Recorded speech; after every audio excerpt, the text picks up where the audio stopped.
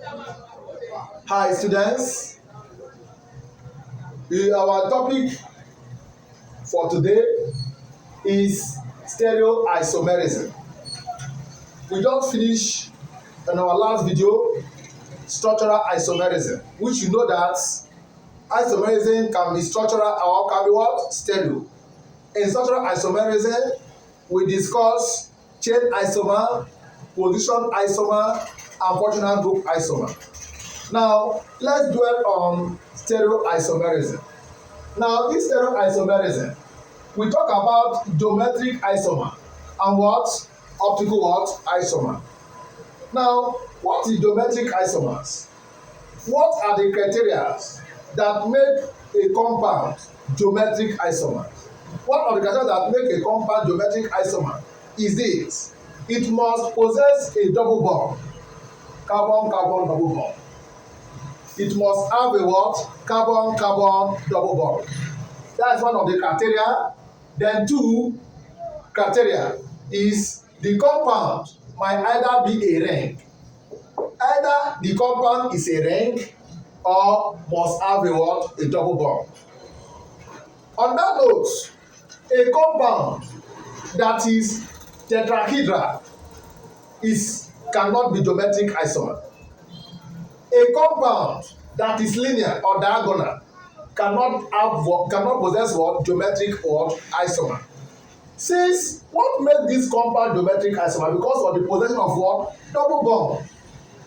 This double bond here, this pi bond here, in that what we call free rotation. There is a restricted rotation about this double bond. Therefore, this double bond is not free to move. As a result of this compound can not call what? Geometric what? Isomerism. Because the double bond here hinders what? Free rotation about the carbon-carbon double bond.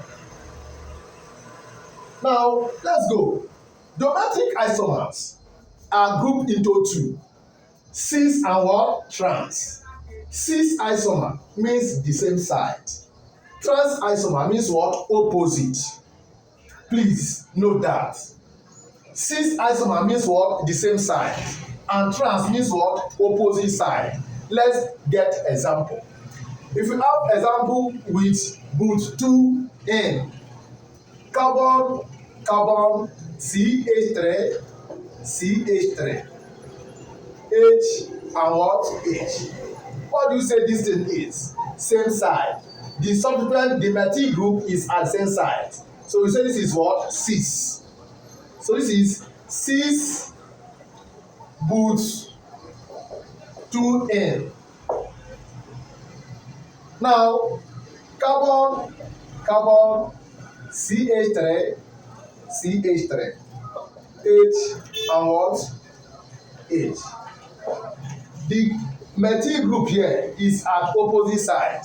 Therefore, this is what? Trans. Trans but 2N. So this is cis but and what? Trans but. This but 2I exhibit what? Geometric what? Isomer. Another compound is C here. This is a cyclic compound. Here you have Ca3, you have Ca3, you have H here, you have H, you have H2 here. This is a ring. This is cyclopropane. Cyclo what? Propane. You name it. 1, 2, cyclo what? Propane.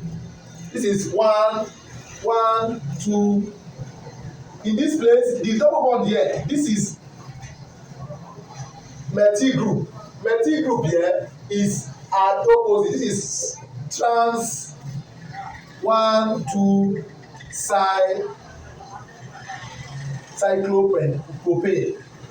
Now, if I change it to this CH2, CH3, H and H, this is what? Cis 1, 2 cyclopropane. So these are what we call what? Geometric what? Isomer. Geometric what? Isomer. Now let's go into optical isomerism. Optical isomerism. This has been a problem to many candidates. So listen very well. Optical isomerism exists because of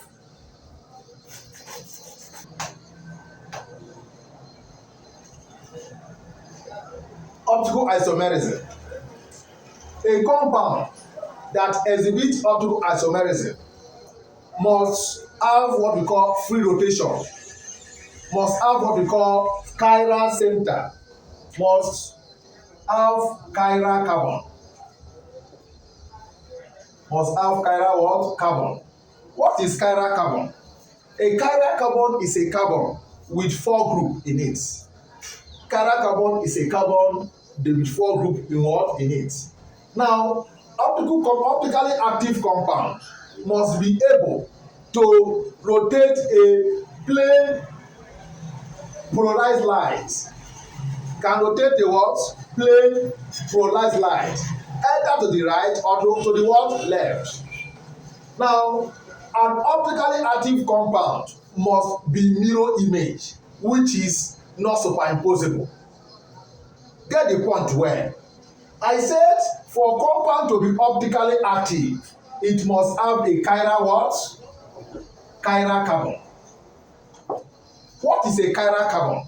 A chiral carbon is a carbon that have 4 different groups in it.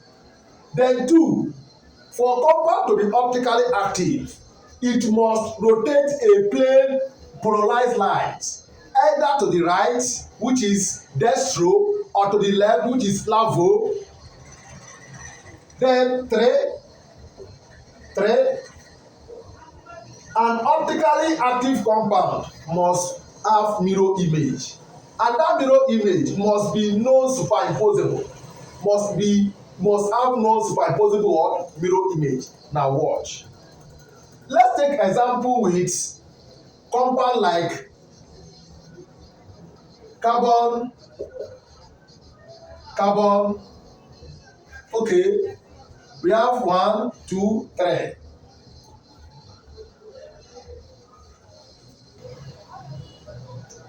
Okay, example of optically active compound is Bu2O.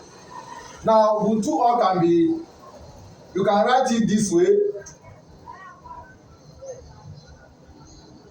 Ca3, you have C2H5, you have C2, Ca3, you have H, you have OH. This is what?